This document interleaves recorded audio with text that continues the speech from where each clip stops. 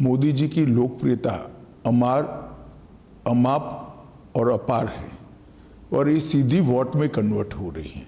ये स्पष्ट रूप से दिखाई पड़ता है कि हम पूर्ण बहुमत के साथ भारतीय जनता पार्टी वहाँ सरकार बनाएगी।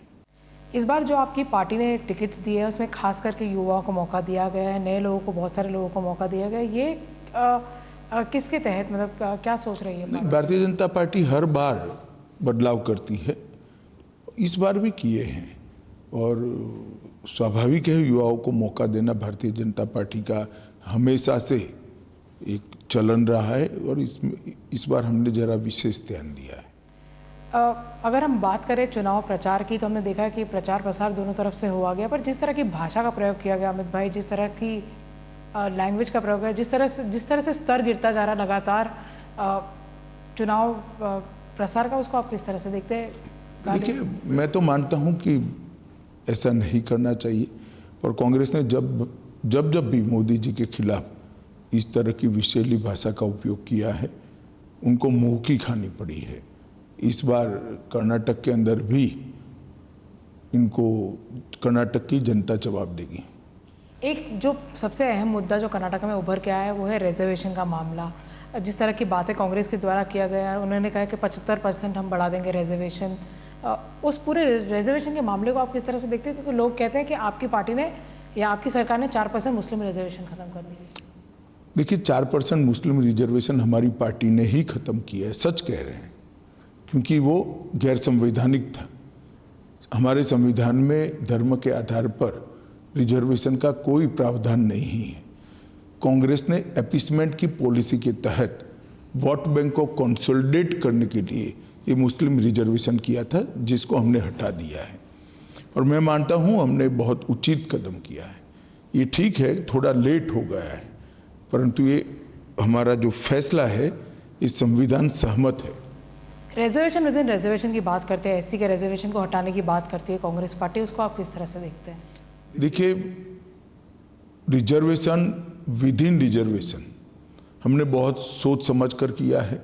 एक मधुस्वामी कमेटी बनी थी।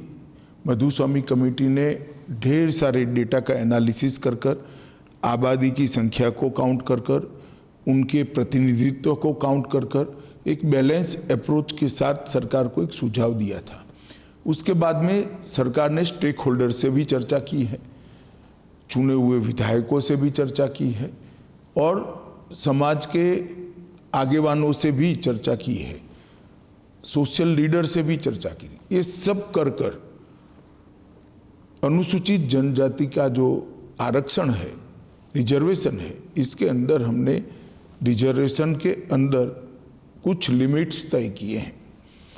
तो रिजर्वेशन विद इन रिजर्वेशन है वो कांग्रेस हटाना चाहती है, मगर मैं आज आपके माध्यम से बड़ा स्पष्ट कर देता हूं कि एससी में रिजर्वेशन में जो रिजर्वेशन है वो नहीं हटेगा और जो हमने तय किया है राइट के लिए, लेफ्ट के लिए और अन्य एससी के समाजों के लिए, वो जस का तस रहेगा, इसमें कोई परिवर्तन नहीं। पर जो सीतारामैया है, जो फॉर्मर चीफ मिनिस्टर रह चुके हैं, अगर वो कहते हैं कि 75% तक रिजर्वेशन हमारी पार्टी बढ़ाएगी, तमिलनाडु में भी हमने देखा कि मैक्सिमम 69% तक हो पाया। आपको भी मालूम है, उनको भी मालूम है, तमिलनाडु का रिजर्वेशन जो मैक्सिमम है वो सुप्रीम कोर्ट के जजमेंट आने के पहले का है और सुप्रीम कोर्ट के जजमेंट को उसको पर्याप्त बहस करने के बाद अपने जजमेंट के दायरे से बाहर रखा है। बाकी तो बोलने के लिए तो कुछ भी बोला जा सकता है, परंतु मैं इतना ही कहना चाहता हूं कि आप अगर मुस्लिम रिजर्वेशन 4% से बढ़ाकर 6% करना चाहते हो तो कांग्रेस पार्टी ने स्पष्टता कर देनी चाहिए कि वो किसका कम करेंगे।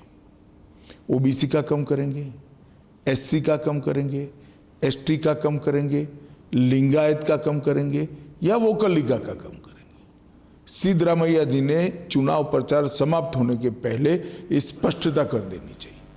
एक आखिरी सवाल मेरा आपसे रहेगा, आप लगातार दौरा करते रहे कर्नाटका का, वोटिंग होनी है 10 तारीख को, आपकी क्या अपील रहेगी कर्नाटका की जनता को? देखिए, मैं कर्नाटक की जनता को करबद्ध निवेदन करना चाहता हूं कि विगत 4 साल के अंदर पहले श्री येदियुरप्पा जी की और बाद में श्री बसवराज बोम्मई की सरकार ने ऊपर नरेंद्र मोदी जी की सरकार के साथ रहकर डबल इंजन सरकार के सारे फायदे कर्नाटक की जनता को पहुंचाया है। पहली बार कर्नाटक का इंफ्रास्ट्रक्चर डेवलपमेंट, इरिगेशन और बाकी सारी ग्रामीण विकास और शहरी विकास की सुविधाएं irrespective of region pan Karnataka फैली है और लगभग 50 लाख लोगों को नरेंद्र मोदी सरकार के गरीब कल्याण के बेनिफिट्स पहुंचे हैं। मैं 50 लाख लोग जब कहता हूं तब 50 लाख परिवार होते हैं। ये बहुत बड़ा फायदा नरेंद्र मोदी सरकार के नेतृत्व में डबल इंजन सरकार का नीचे तक पहुंचा है। मैं एक ही उदाहरण कर्नाटक की जनता को देना चाहता हूं। प्रधानमंत्री किसान समृद्धि योजना के तहत जब सिद्धरामैया जी की सरकार थी, नरेंद्र मोदी जी ने लिस्ट मांगा था कि कितने किसानों को प्रधानमंत्री किसान समृद्धि योजना का फायदा कर्नाटक में दे सकते, इसका आप लिस्ट भेजिए।